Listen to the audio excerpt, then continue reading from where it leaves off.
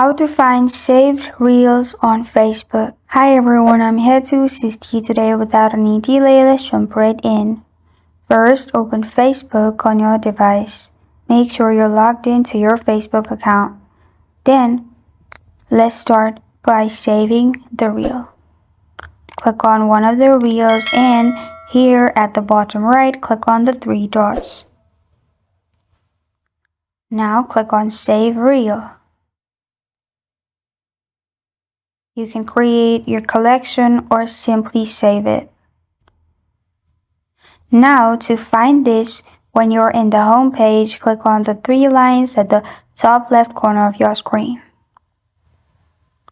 Here you'll find Saved. Click on Saved. And here you will find all the collection of your saved reels. And this is how to find saved reels on Facebook. Thank you for joining me today. If this video helps you out, please leave a like and subscribe for more. Got a question or want to suggest a topic, comment below. Thank you for watching.